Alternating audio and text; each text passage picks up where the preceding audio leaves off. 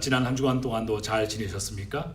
네, 오늘은 썬데이 스쿨 온라인으로 함께하는 이 시간, 우리 지난주에 우리가 로마서 산책 강의를 다 끝내고 오늘은 약속한 대로 시편 개관을 함께 다뤄보도록 하겠습니다. 여러분이 지지난달 4월달 그 바이블 타임 교재에 보면 시편 말씀이 시작되기 전에 시편의 개요에 해당되는 그 페이지가 있을 것입니다. 그래서 물론 제가 강의를 할 때 거기에 담겨 있는 내용 이외의 것들도 이렇게 설명을 드리겠지만 대부분 거기에 적혀 있는 그런 개요와 순서에 따라서 강의를 진행하게 되니까 그것을 함께 펼쳐놓고 또 메모도 하시면서 그렇게 강의를 들으시면 되겠습니다. 우리가 이제 얼마 전에 새벽 기도회를 시작해서 이제 잠언서의 말씀을 이제 매일매일 그렇게 다루기 시작했습니다.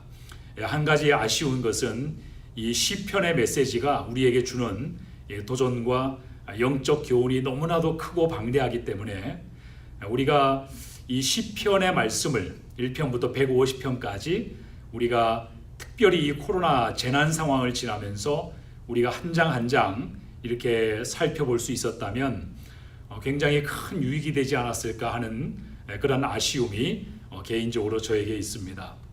하지만 우리 성도님들께서 매일 바이블 타임을 통해서 이 시편 말씀을 읽고 묵상해 오셨기 때문에 아마 거기는 다양한 성도들의 어떤 다양한 상황 속에서 그들이 느끼는 여러 가지 애환과 또 감정과 고통과 또 이런 시적인 그런 고백들을 많이 포함하고 있기 때문에 아마 여러분이 특별한 해설이 없어도 많은 은혜가 되셨을 거라고 생각합니다. 하지만 너무나도 많은 분량을 가진 책이어서 우리가 이 시편에 흐르고 있는 핵심적인 그 사상이 무엇인가, 신학이 무엇인가, 또 이 시편은 어떻게 구성이 되어 있는가 하는 것을 우리가 이해하는 것도 굉장히 중요하기 때문에 늦었지만 시편 개관의 말씀을 오늘 살펴보기로 하고요. 또 이번 주간부터 시작됐던 잠언서의 개관을 다음 주에 함께 살펴보도록 하겠습니다. 여러분 2달 전에 그 바이블 타임 거기에 보면 시편 개요를 설명한 한 페이지가 있습니다. 그것을 펼쳐놓고 여러분 들으시고 또 필요한 부분들은 메모도 하시고 그렇게 임하시면 좋겠습니다. 자, 이 시편의 개론적인 내용 또 이 시편의 제목과 관련된 내용을 대한 그러한 내용을 먼저 살펴보면 이 시편은 전체 신구약 66권의 말씀 중에서 가장 많은 분량을 가지고 있는 그러한 책이죠. 그리고 이 시편 안에는 성경에서 가장 많은 절수를 가지고 있는 장이 거기에 들어가 있습니다. 여러분 잘 아시는 시편 119편이 바로 그 말씀이죠. 총 몇 절로 구성이 되어 있죠? 176절로 구성이 되어 있습니다. 이렇게 성경이 많은 내용을 부분을 할애해서 이렇게 기록이 되었다는 것은 그 내용이 굉장히 중요하다는 것을 의미합니다. 특히 이 시편 전체 가운데 이 시편 119편은 핵심 중에 핵심이라고 할 수가 있고 또 놀라운 것은 이 시편 119편의 말씀이 신구약 전체의 내용 중에서도 가장 한복판에 위치하고 있다는 사실입니다. 그만큼 우리가 하나님의 백성으로 또 하나님의 자녀로 살아가는 데 있어서 이 말씀이 얼마나 중요한가 하는 것을 우리에게 간접적으로 강조해 주는 그러한 모습이라고 할 수가 있습니다. 여러분 이 시편은 굉장히 많은 분량을 차지하고 있는데 그도 그런 것이 이 시편은 어떤 특정한 시대에 국한된 내용이 아니라 다양한 시대에 다양한 사람들이 그들이 인생에서 다양한 그러한 경험 속에서 겪었던 일들 또 그들이 경험하고 있는 그러한 상황들 이런 것들을 지나오면서 그들이 그 하나님께 대한 기도와 또 찬송과 고백을 담아 놓은 것이기 때문에 이 분량이 방대할 수밖에 없습니다.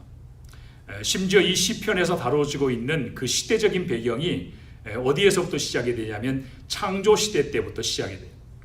창조 시대를 시작으로 족장 시대, 그다음에 신정 시대, 또 왕정 시대, 또 포로기 시대, 이스라엘 백성들이 바벨론의 포로로 잡혀갔던 그 시대, 그리고 하나님의 은혜로 바벨론에서 포로로 잡혀간 지 70년이 지난 이후에 다시 귀환을 하게 되죠.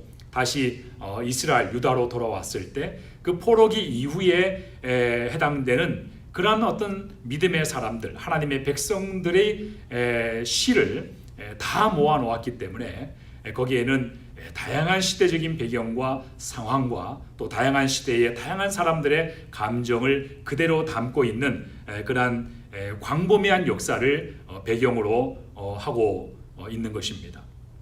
원래 이 시편은 제목이 별도로 없었습니다. 그렇지만 그 시편을 구성하는 내용 자체가 일종의 찬송의 형태이고 또 하나님께 고백할 때 그것이 노래의 형태로 이렇게 기록된 것이기 때문에 그래서 우리가 그 제목을 시편이라고 붙인 것이죠. 그래서 여러분 그 강의 내용에 보시면은 히브리 말로 이 시편이 테힐림이라고 되어 있죠. 이 테힐림이라고 하는 것은 바로 찬송들이라고 하는 뜻을 갖고 있습니다. 그리고 신약에 와서 이 헬라어로는 이 시편이 프살모스라고 되어 있는데 이것은 말 그대로 시라고 하는 그러한 의미를 가지고 있죠. 모든 내용들이 하나님을 찬송하는 그러한 목적으로 또 하나님께 올려드린 그러한 시의 형식으로 기록이 되어 있기 때문에 이 시편이 오늘의 시편으로 불리어지게 된 것입니다. 그래서 이 시편은요, 여러 시대의 믿음의 사람들의 그러한 고백과 찬송을 모아놓은 것이기 때문에 이것을 통해서 이스라엘 백성들은 성전에서 하나님 앞에 예배할 때 예배하는 찬송가로 쓰여지기도 했고요.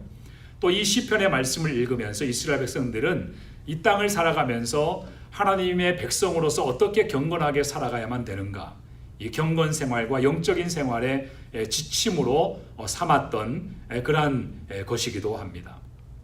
그래서 이 시편은 오늘을 살아가는 우리에게도 경건에 매우 큰 유익이 됩니다. 그리고 이 시편이라고 하는 그 부분에 우리의 인생도 다 담겨져 있어요. 역사는 끊임없는 반복이죠. 인간의 죄의 역사도 계속 반복이 되고 우리가 겪고 있는 지금의 상황이나 당시의 이스라엘 백성이나 하나님의 백성들이 겪었던 당시의 그런 상황이나 배경이 전혀 다르지 않습니다. 어쩌면 그 시대보다도 우리의 시대가 훨씬 더 믿음을 지키기 어려운 시대인지도 모릅니다.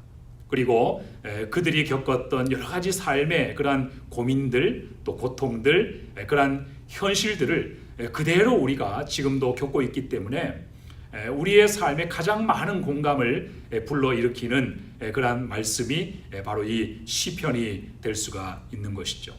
그래서 이 시편의 말씀을 통해서 우리는 하나님의 사람으로서의 그러한 우리의 신앙을 우리가 도전받을 수 있고 또 우리가 하나님의 사람으로서 다양한 상황에 놓여지게 될 때 우리는 어떻게 하나님을 바라보아야 되고 또 어떻게 우리가 행동해야만 되는가에 대한 아주 중요한 그런 교훈들을 얻을 수가 있는 것입니다.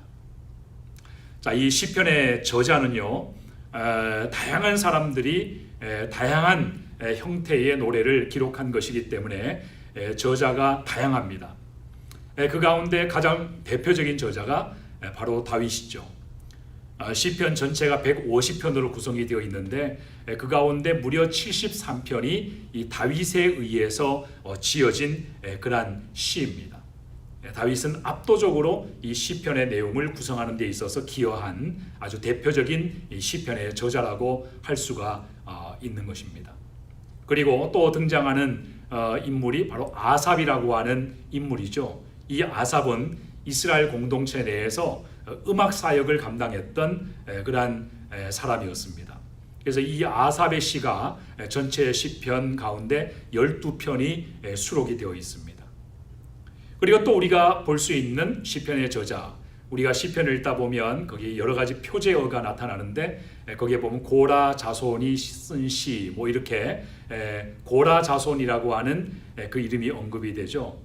이 고라 자손도 역시 여호와의 성전을 건축할 때 그 여호와의 성전에서 하나님을 노래하고 찬양하는 그 일을 앞장서서 섬겼던 그러한 사람들이 바로 이 고라 자손들이었습니다. 그래서 이 고라 자손들은 하나님을 찬송하는 일을 했을 뿐만 아니라 실제로 곡을 작곡하는 그러한 일을 감당했던 사람들이죠.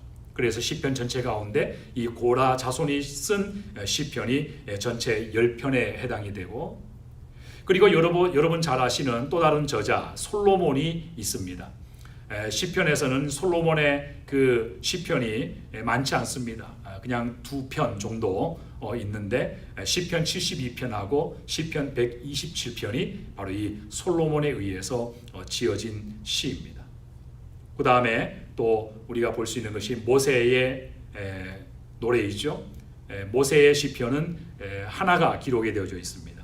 바로 시편 90편의 말씀이 바로 모세에 의해서 쓰여진 것입니다.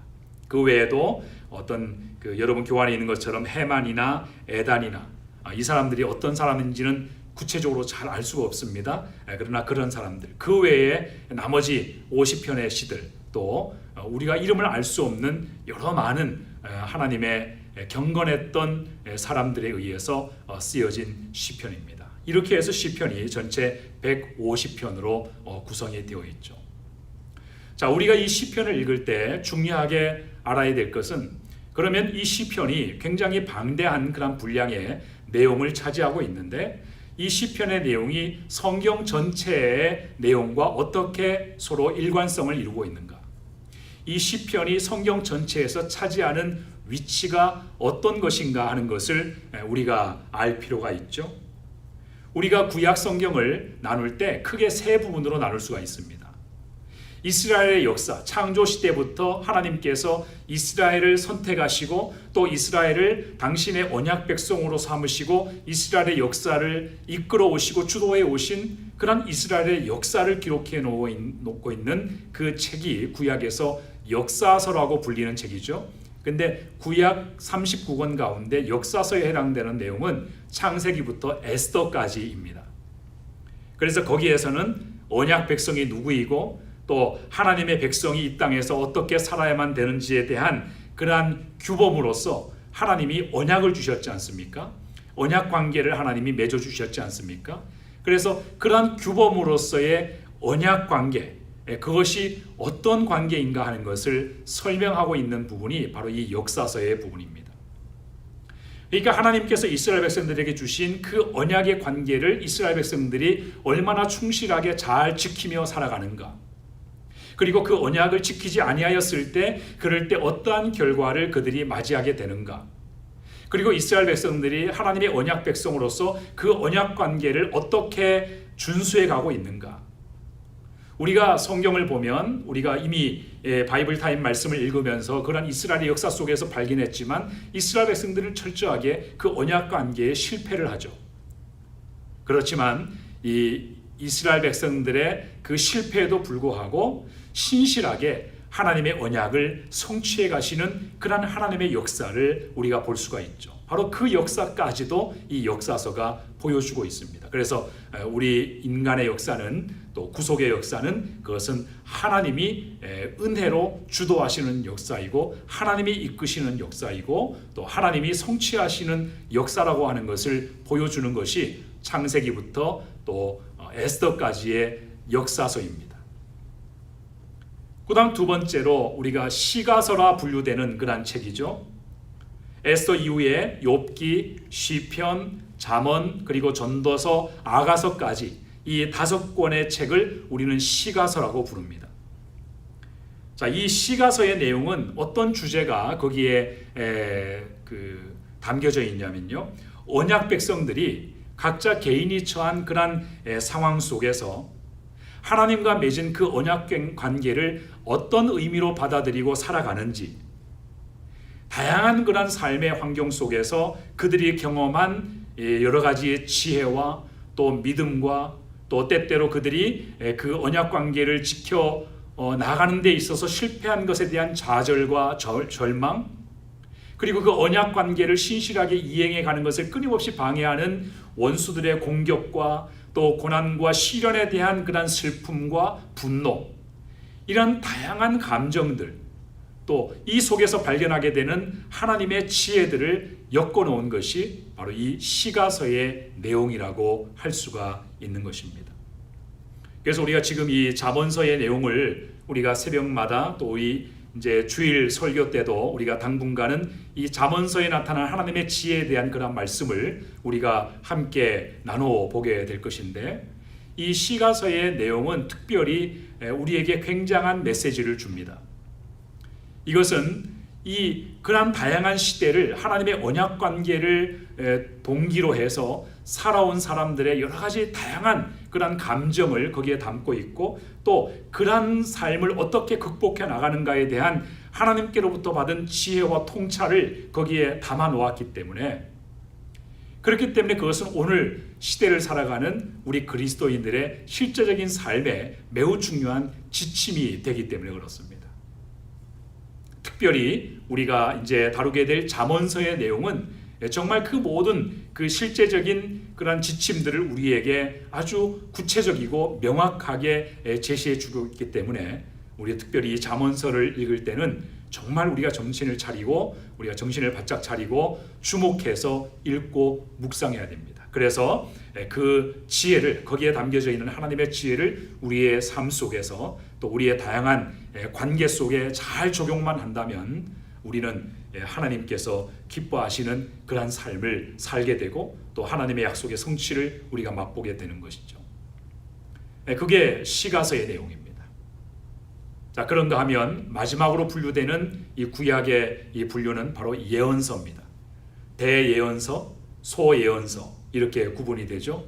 이사야부터 시작해서 마지막 말라기까지 이 예언서들로 구성이 된 책을 우리는 예언서 또는 선지서라고 부릅니다.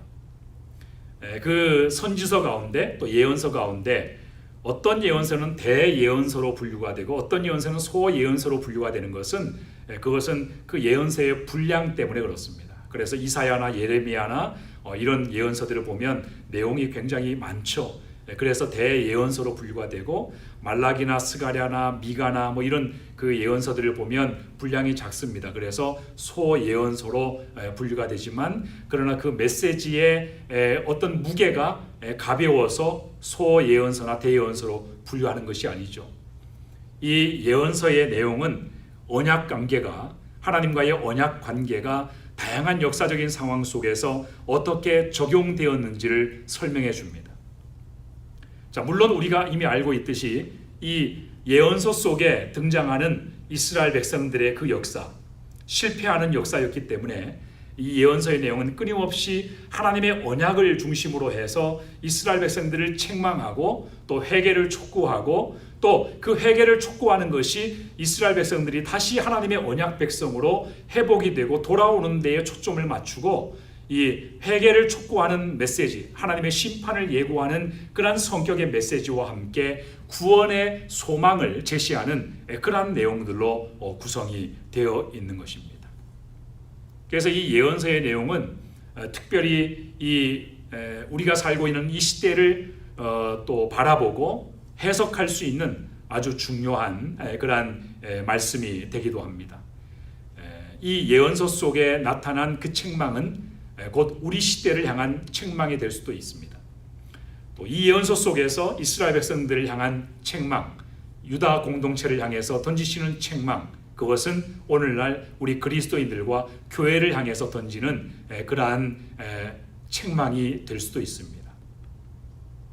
그렇기 때문에 우리가 이 역사서, 시가서, 이 예언서 모두가 다 중요한 그런 어떤 그 메시지를 우리가 담고 있지만, 특별히 이 구약의 세 부분에 있어서 이 시편의 메시지가 어떠한 위치를 차지하고 있는가.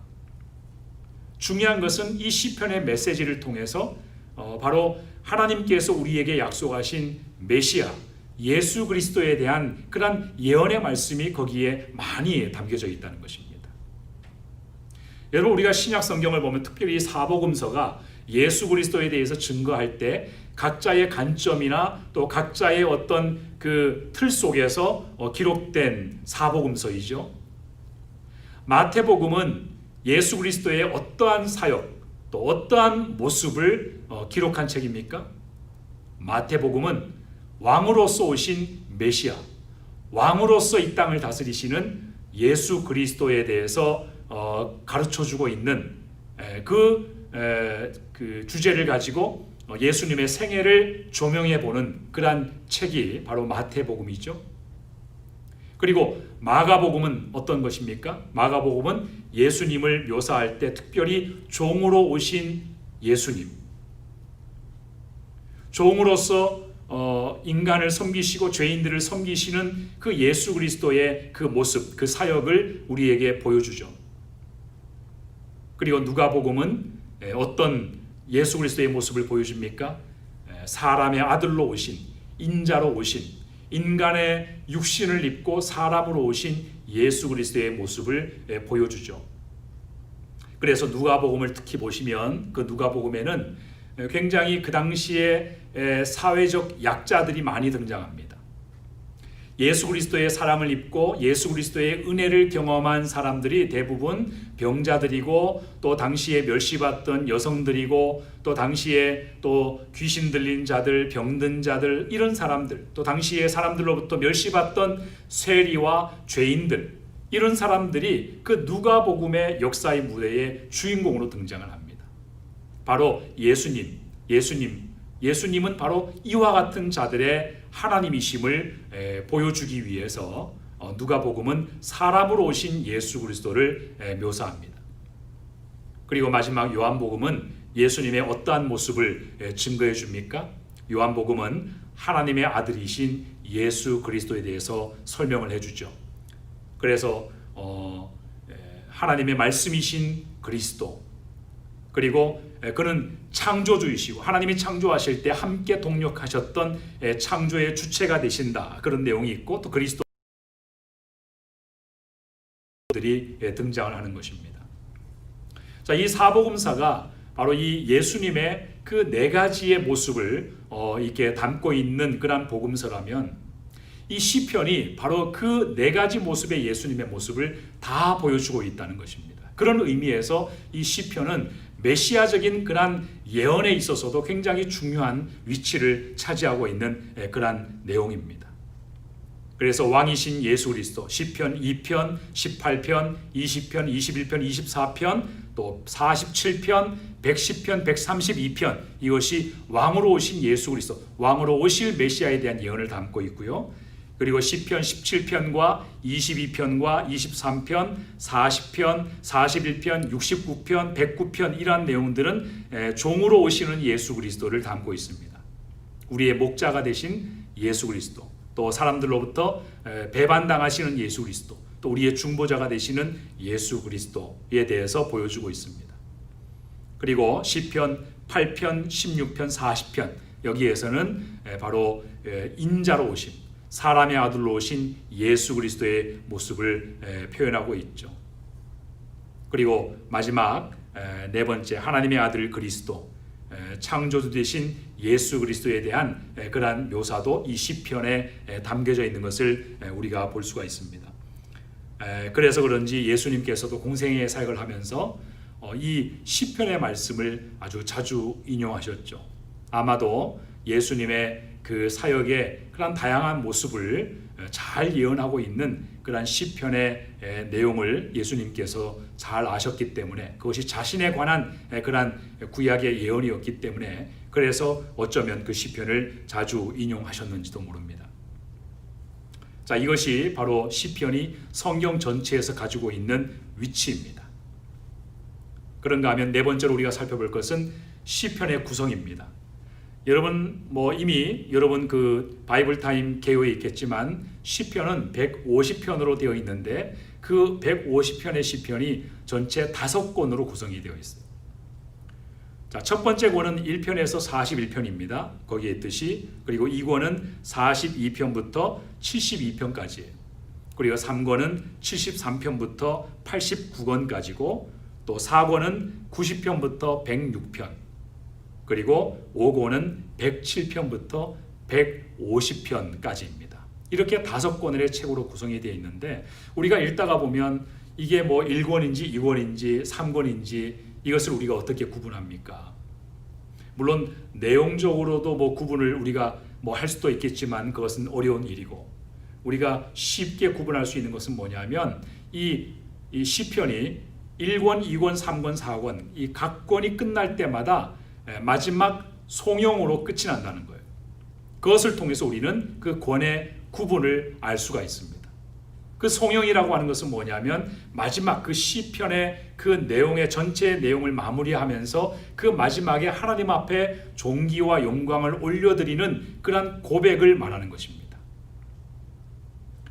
예배를 끝내고 우리가 마지막 축도하는 것처럼 또 우리가 마지막 하나님 앞에 영광을 받으시옵소서 이렇게 영광을 올려드리는 고백을 하는 것처럼 송영이 각 권이 마무리되는 곳마다 있습니다. 그래서 1권이 1편부터 41편까지로 되어 있죠. 그러면은 41편의 마지막 부분을 보십시오. 거기에 반드시 송영이 들어가 있습니다. 예를 들면 영원히 찬송할지어다 아멘, 영원히 하나님을 찬송할지어다 아멘 하는 이러한 송영이 41편 마지막 부분에 있을 거예요. 마찬가지로 2권에도 72편 마지막 부분에 그것이 있고 또 3권에도 마찬가지 그 마지막 부분에 이 송영이 달려있는 것을 보고 우리는 이것이 시편의 몇 권의 마지막이다라고 하는 것을 우리가 알 수 있습니다.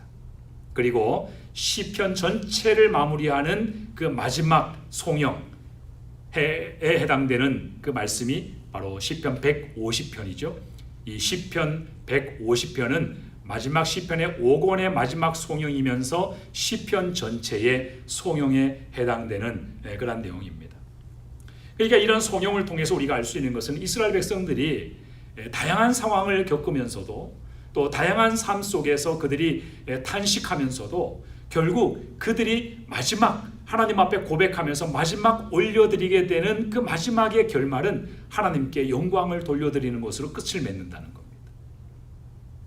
그러니까 우리가 이것을 통해서 알 수 있는 것은 그 시편에 기록된 시편의 저자들이 거기에 어떨 때는 하나님께 불평도 하고 원망도 하고 또 심지어는 우리가 뒤에 살펴보겠지만 원수에 대해서 저주하기도 하고 또 자기의 삶에 대해서 탄식하기도 하지만 결국에는 마지막 송영으로 끝나는 걸로 봤을 때 결국 이것이 말해주는 것이 무엇입니까?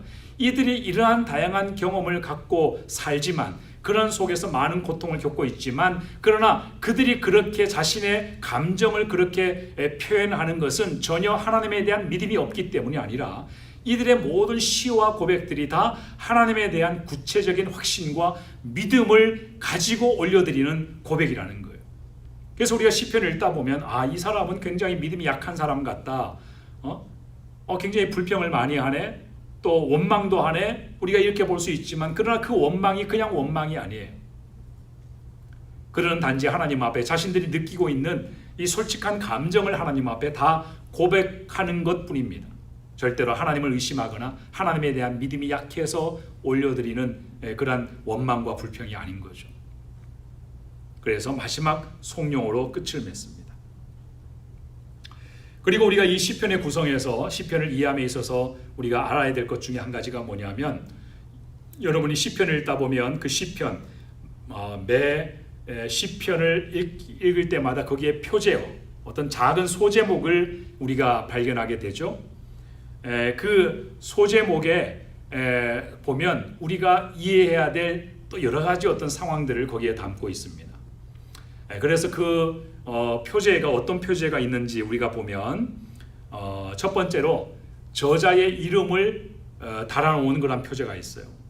이것은 다윗이 쓴 시다, 이것은 아삽의 시다, 또 이것은 고라 자손의 시다, 이렇게 저자의 이름을 기록해 놓은 그런 표제어가 있죠.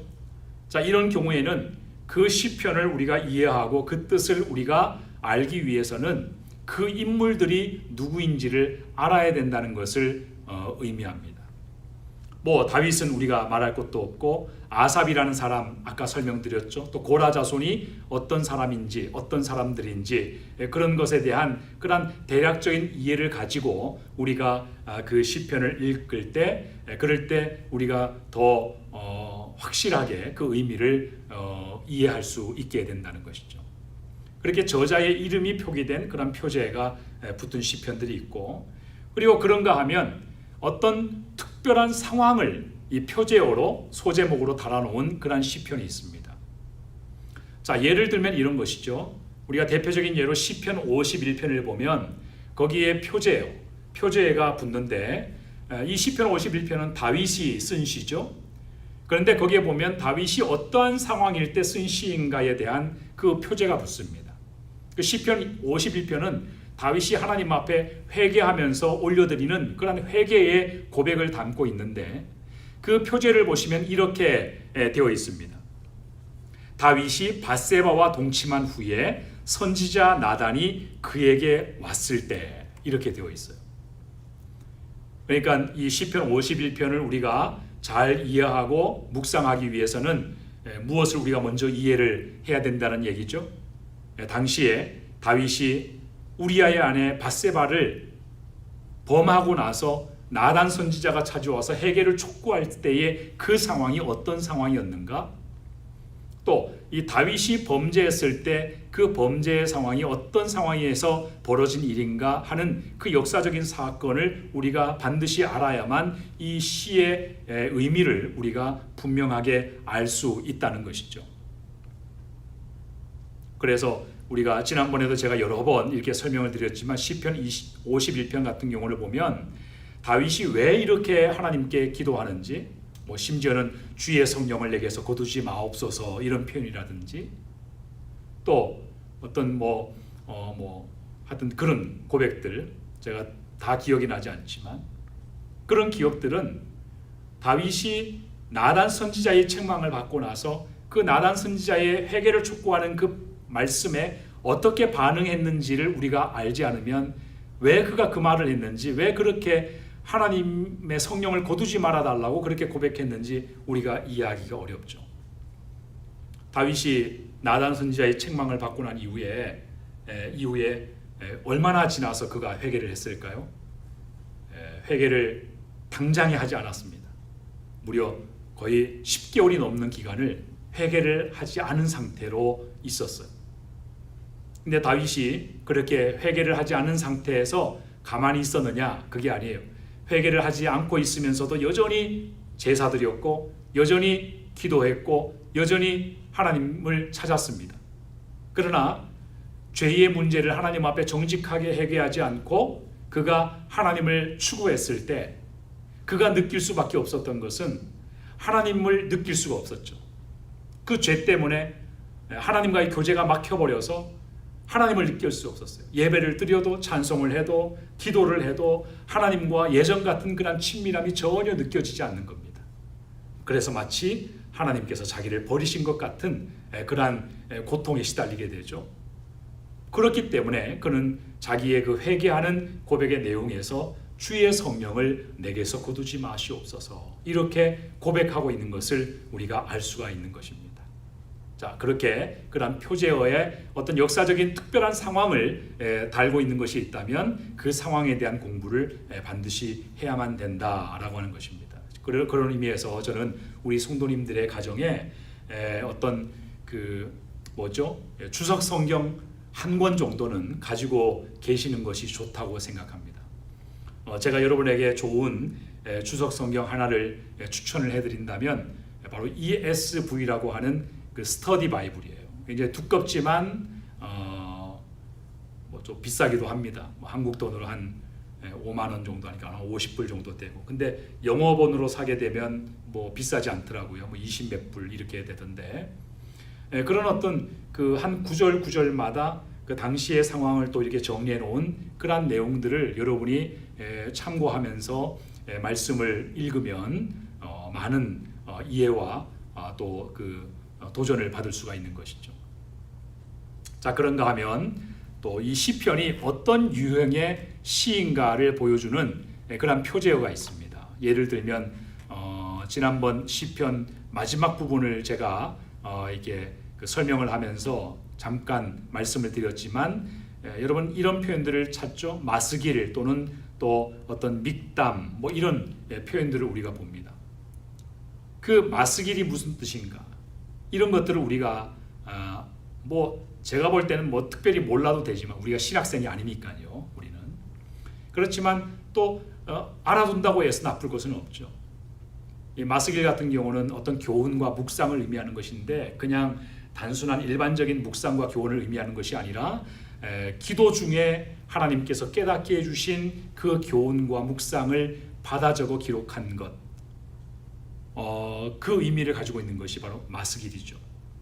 그래서 그런 의미를 갖고 있구나, 그런 상황에서 주어진 그런 시이구나 하는 것을 우리가 알면 그냥 그 시편의 내용 자체를 우리가 맞이하는 그 우리의 느낌이 남다르지 않습니까? 그래서 이 시편에 이렇게 여러 가지 붙여져 있는 그런 표제요. 물론 150편 전체에 다 붙어 있는 것은 아닙니다. 전체 150편 중에 116편이 그런 표제가 붙어 있어요. 그래서 우리가 그 표제어를 이해한다면 또 좋은 또 공부가 될 수가 있을 것입니다. 자, 이런 그 표제 말고 이 시편에는 또 다양한 그런 유형이 있습니다. 그러니까 이제 이런 것이죠. 이것이 기도시냐 찬양시냐 뭐 이런 유형을 말하는 겁니다. 뭐 학자에 따라서 그 유형을 뭐 많이 이렇게 분류하는 분들도 있지만 저는 특별히 유형을 5가지로 제가 정리를 해보면, 첫 번째로 우리는 찬양시를 거기에서 볼 수 있습니다. 이 찬양시라는 것은 창조주가 되시고 구속주가 되시는 하나님을 찬양하는 시예요. 그래서 이 찬양시를 보면 어떤 일종의 초청이 있습니다. 어떤 초청이 있냐면 하나님을 찬양하라는 초청이 있어요. 그래서 온 우주 만물아 여호와를 찬양하라. 이래서 이렇게 찬양으로 초청하고, 그리고 끝날 때도 바로 이 찬양으로 마무리를 합니다. 그리고 그 가운데에는 찬양해야 될 이유를 설명합니다. 하나님의 사랑이 크시기 때문에, 여호와의 인자하심이 크시기 때문에 그러므로 우리는 찬양해야 된다. 그 이유를 설명해 놓은 그 내용으로 주로 구성이 된 것이 바로 이 찬양시예요. 그리고 두 번째 유형은 탄원시입니다. 뭔가를 하나님 앞에 호소하는 거예요. 고난 속에서 하나님의 자기의 고통을 하나님께 호소하면서 동시에 그 고통으로부터 자기를 구원해 달라고 호소하는 그러한 내용의 시인 것입니다. 그리고 단순히 호소만 하고 탄원만 하는 것이 아니라 자기의 괴로움과 고통을 하나님 앞에 그렇게 올려드리기만 하는 것이 아니라, 이 탄원시의 중요한 특징 가운데 한 가지는 무엇이냐면, 그렇게 하나님 앞에 고통을 호소하면서도 하나님이 반드시 구원해 주실 것이라고 하는 그런 확신을 거기에 반드시 담아놓고 있다는 것입니다.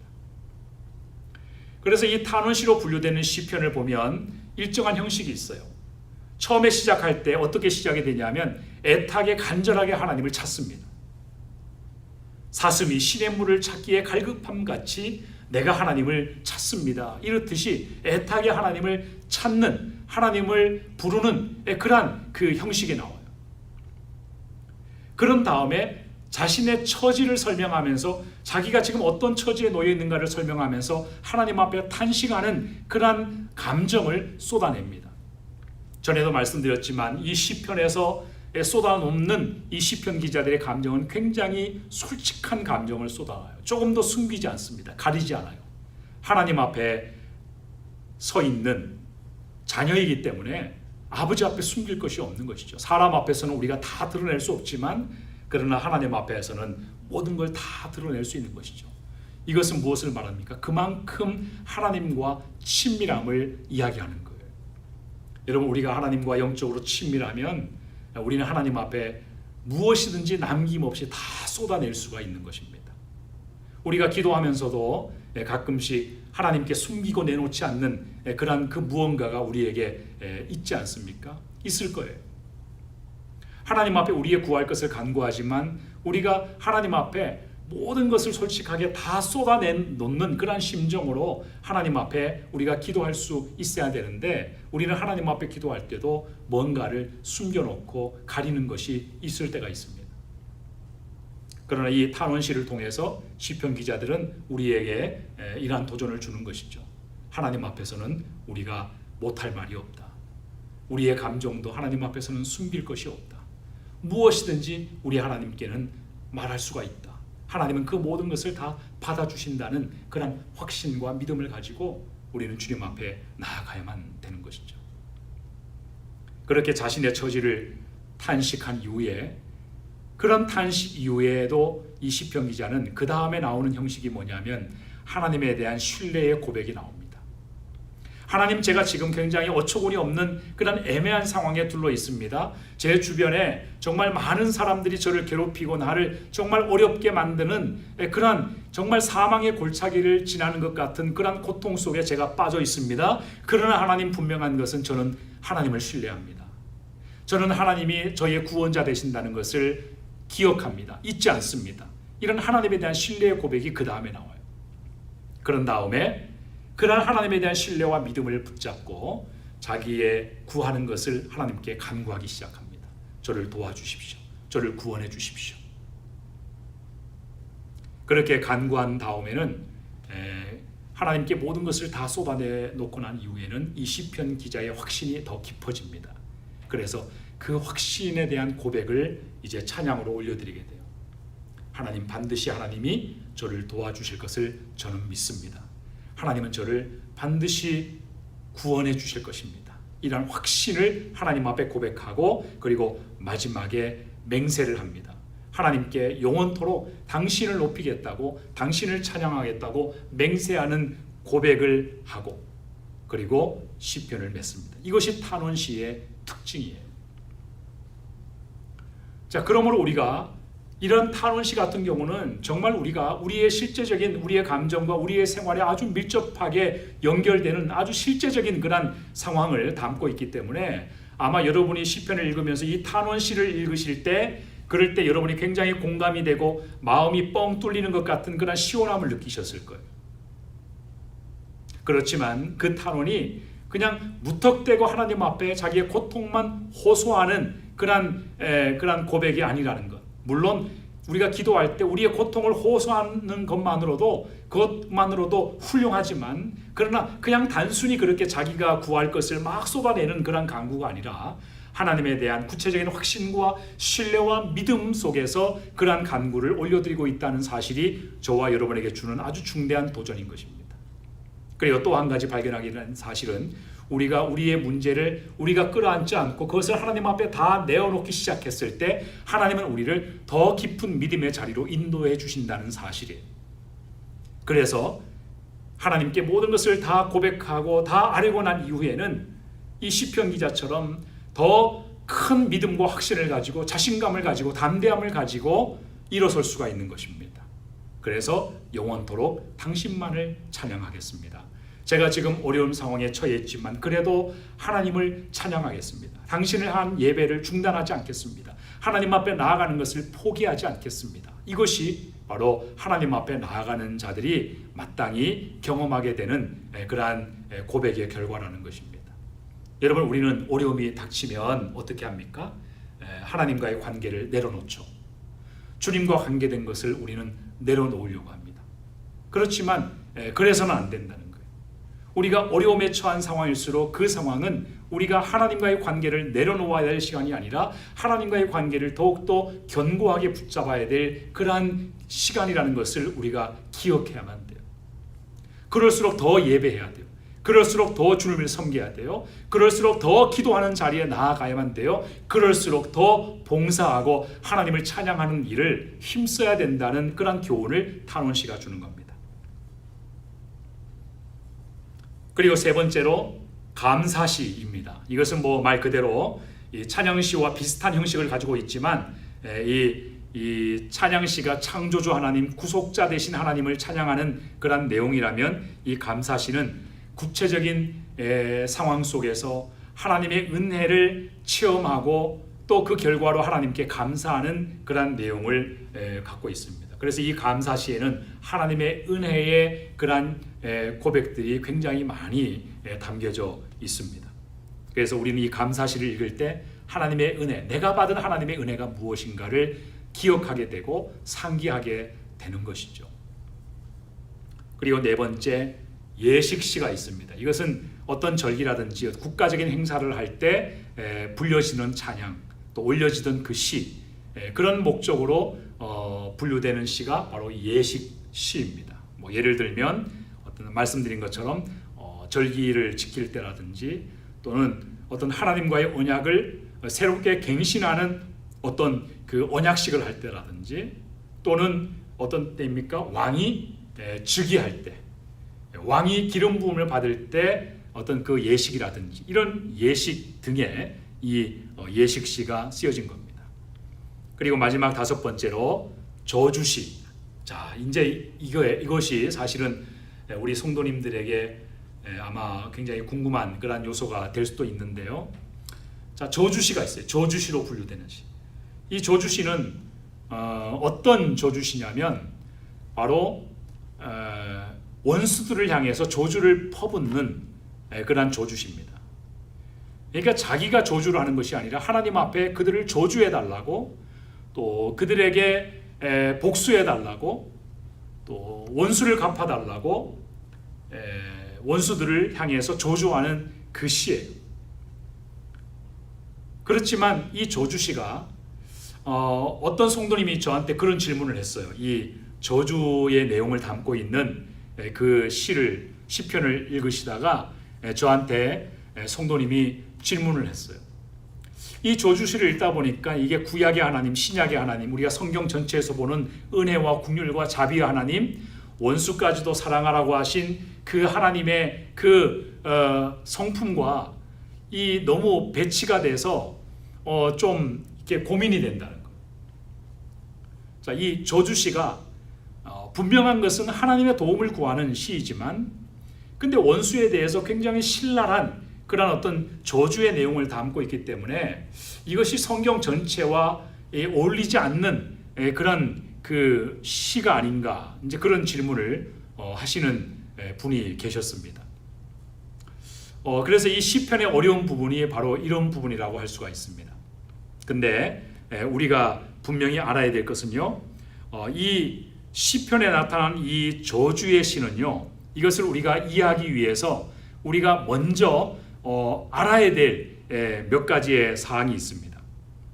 첫 번째는 뭐냐면, 이렇게 원수들에 대해서 저주를 퍼붓고 저주를 내려달라고 하나님 앞에 호소하는 이 저주시에 등장하는 그 원수들은요, 그 원수들은 보통 원수가 아니라고 하는 거예요. 자, 그 하나님의 저주를 요청하는 그 이 저주시 가운데 그들이 경험하고 있는 원수는 어떤 원수들이냐면, 그것은 어떤 개인적으로 자기에게 고통을 가하거나 개인적으로 자기를 괴롭히는 그런 원수가 아니라 다름 아닌 하나님을 부정하고 하나님을 조롱하는 그러한 원수였어요. 그리고 하나님의 백성들로부터 믿음을 빼앗아가는, 믿음을 좌절시키는 그러한 억압을, 착취를 일삼는 그러한 원수였어요. 그러니까 이 저주시에서 이 시편의 기자들이 하나님께 원수를 갚아달라고, 복수해달라고 그렇게 신랄하게 요청을 하고 있는 것은, 그것은 성경 전체에 나타난 하나님의 성품과 위배가 되는 그런 것이 아니라, 이것은 그만큼 당시의 원수들이 굉장히 감당하기 어려운 큰 원수였고 대적해야만 되는 원수였다는 것을 말해주는 것입니다. 그것을 표현하는 의미가 있고, 또 두 번째로 우리가 생각해야 될 것이 무엇이냐면, 이것이 시의 형식, 어떤 그 문학적인 형식을 가지고 기록된 말씀이기 때문에 거기에는 어떤 극적인 효과를 담아내고자 하는 어떤 그 어느 정도의 과장이라든지 또 어떤 그런 묘사들이 담겨져 있을 수밖에 없다는 것입니다. 그러니까 원수에 의해서 공격을 받고 있는 그 상황이나 또 원수로부터 고통받고 있는 그 상황을 굉장히 생동감 있게 극적으로 표현하기 위해서 그렇게 표현했다는, 또 그렇게 할 수밖에 없었다는 그런 그 우리가 그 상황을 이해한다면, 이 저주시 때문에 우리가 어떤 그 뭔가 이렇게 어려움을 겪지 않아도 되지 않겠는가, 그런 생각을 하는 것입니다. 그리고 마지막 세 번째로 이 저주시에 담겨져 있는 이 시편 기자들의 저주는요, 명백한 성격이 있습니다. 그것이 뭐냐면, 이 저주시에 나타난 시편 기자들의 분노의 감정은 그것은 절대로 개인적인 분노의 감정이 아니라는 거예요. 이것은 일종의 도덕적인, 어떤 윤리적인, 또 하나님의 영광을 대적하는 그런 원수들에 대한 어떤 거룩한 분노, 하나님의 공의를 대적하는 것에 대한 거룩한 분노심을 표현하는 분노이지, 이것은 절대로 개인적인 복수를 하나님 앞에 요청하는 그런 개인적인 복수의 분노가 아니라고 하는 사실이에요. 그리고 우리가 알 수 있는 것은 지금 이 저주시에서 시편 기자들이 하나님 앞에 원수를 갚아달라고 할 때 우리가 알 수 있는 것은 뭡니까? 지금 그 원수 갚는 것을 자기가 직접 하지 않고 하나님께 갚아달라고 의뢰하고 있다는 사실입니다. 그렇기 때문에 이 저주시는 어떤 의미에서 보면 우리가 겪고 있는 그러한 그 상황과 고통과 또 우리가 애매하게 사람들로부터 어려움을 당하거나 핍박을 당하는 이 문제를 가지고 하나님 앞에 나아갈 때 우리가 그 원수 갚는 것, 그 복수하는 것, 또 우리의 이웃을, 또 우리의 원수들을 판단하고 우리가 그들에 대해서 어떻게 대처해야 될 것인가에 대한 그러한 성경적인 일관성 있는 그러한 지혜를 우리에게 준다는 것이죠. 하나님께서 말씀하셨지 않습니까? 원수 갚는 것이 내게 있다라고 말씀하셨어요. 그리고 악을 선으로 이기라고 말씀해 주셨죠. 이거는 성경 전체에서 하나님께서 복수의 개념, 원수 갚는 일에 대해서 우리에게 말씀해 주시는 그런 교훈이에요. 근데 이 저주시에서 바로 시편 기자들은 그 원수 갚는 것을 하나님께 의뢰하고 있는 그러한 것이기 때문에 우리가 이 시편, 특별히 이 저주의 시에 해당되는 내용들을 읽을 때 특별히 그러한 내용들을 유념해서 읽으시면 크게 어려움이 없을 거라고 생각이 됩니다. 자, 이제 마지막으로 시편 전체에 흐르는 핵심적인 주제가 무엇인가에 대해서 우리가 함께 나누어 볼 텐데요. 사실 이 시편 전체의 주제가 뭡니까? 어떤 하나의 주제를 이렇게 선택해서 이야기하라고 한다면 굉장히 어렵습니다, 사실은. 근데 만약 여러분이 저한테 목사님은 이 시편 전체의 주제를 어떻게 말씀하시겠습니까? 라고 묻는다면 저는 하나님에 대한 예배라고 생각을 해요. 결국 이 시편 전체가 하나님을 예배하는, 또 하나님을 찬송하는 그 목적으로 지어진 거기 때문에 결국 하나님은 우리가 예배할 분이시다. 하나님은 우리가 예배하기에 합당하신 분이시다. 하나님은 우리의 인생을 위해서 옳은 일을 행하셨다. 하나님은 공의로우시다. 하나님은 참되시고 하나님이 행하신, 우리 인생에 행하신 모든 일들이 의롭고 놀라운 것이다 라고 하는 것을 우리가 고백할 수밖에 없기 때문에, 그래서 이 시편의 전체 주제를 한 가지로 말씀하라고 한다면 저는 예배라고 말씀을 드리고 싶어요. 그런데 사실은 이 시편의 주제를 한 가지로 특정하기가 어렵습니다. 왜냐하면 워낙 다양한 주제와 다양한 시대를 아우르고 있기 때문에 거기에는 너무나도 다양한 그런 주제가 담겨져 있기 때문에 그래요.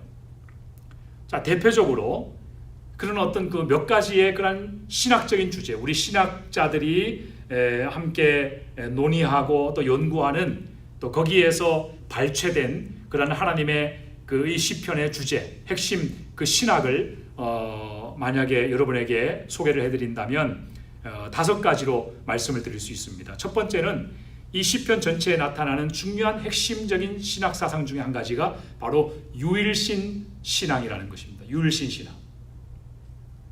자, 이 유일신 신앙이라는 것은 여러분 잘 아시죠? 하나님이 온 세상의 창조자가 되시고 구속자가 되시고 온 세상을 다스리시는 유일한 주권자가 되신다라고 하는 그 신앙을 이 시편이 담아내고 있다는 것입니다.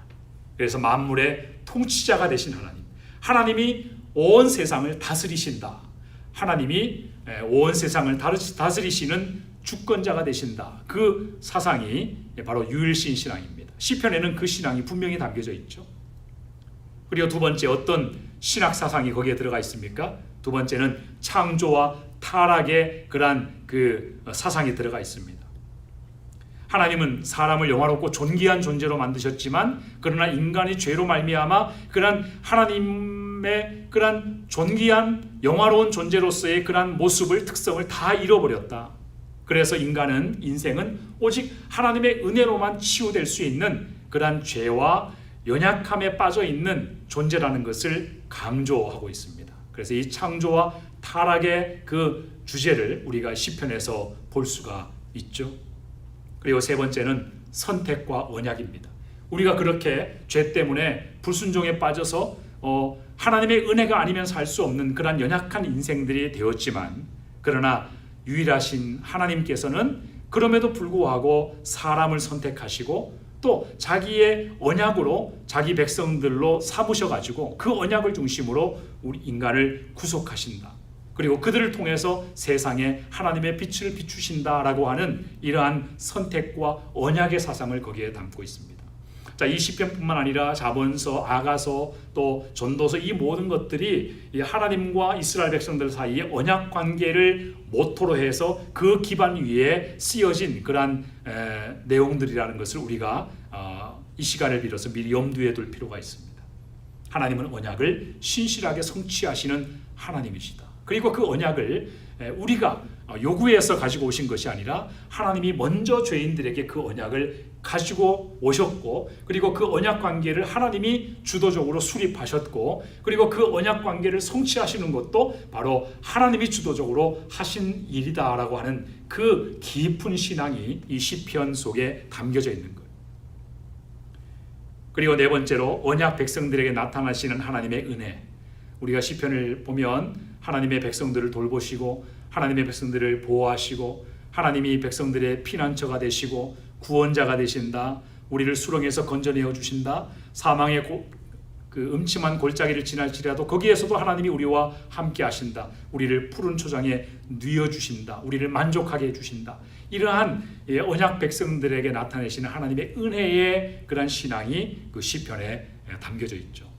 그리고 마지막으로 거기에는 종말론도 있습니다. 종말론.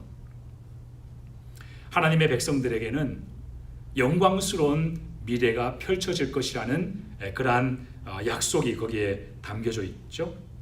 그래서 그러한 미래가 펼쳐지는 때가 되게 되면 온 세상이 여호와 하나님을 알게 될 것이고, 그리고 많은 허다한 사람들이 하나님의 백성이 될 것이다. 그리고 궁극적으로 아까 말씀드린 것처럼 이 시편에는 메시아에 대한 예언이 많이 담겨져 있습니다. 그래서 하나님이 약속하신 종말론적인 그러한 미래, 그 영광스러운 그 날이라고 하는 것은 바로 메시아가 도래하는 것을 의미하는 것이죠. 예수 그리스도, 하나님의 아들 예수 그리스도가 이 땅에 메시아로 오시는 그때가 바로 이 나라가 도래하는 그 날이다. 그때가 된다. 그리고 그 나라가 최종적으로 완성이 되고 영광스러움에 이르게 될 때, 그럴 때 온 세상의 많은 사람들이 하나님 앞에 굴복하게 되고 하나님을 인정하게 되고 그리고 하나님의 영광에 참여하게 될 것이다 라고 하는 그런 비전을 이 시편이 우리에게 던져주고 있는 것입니다. 우리가 이 시편의 내용을 이미 벌써 이 내용을 살펴보기 전에 우리가 이미 다 읽고 묵상했지만 지금이라도 이러한 그 개요적인 내용을 중심으로 해서 지난 시간 여러분이 읽어왔던 그 시편의 내용들을 다시 기억하시고 떠올려 보시면서 거기에서 하나님이 어떤 분이신지를 발견할 수 있으면 참 좋겠다는 그런 생각을 합니다. 자, 이 시편 개요 이것으로서 마무리를 하고 다음 주에는 이제 잠언서를 중심으로 개요의 말씀을 살펴보도록 하겠습니다. 우리 함께 기도하고 마치겠습니다. 전능하신 아버지 하나님, 이 코로나19 이 재난 상황, 이 어려운 때를 지나면서도 우리 사랑하는 성도님들 하나님의 말씀을 붙잡고 특별히 오늘 우리가 함께 살펴본 이 시편의 말씀을 붙잡고 기도하고 묵상하면서 그렇게 하나님의 은혜를 발견하며 이 어려운 시기를 잘 지나올 수 있게 하심을 감사를 드립니다.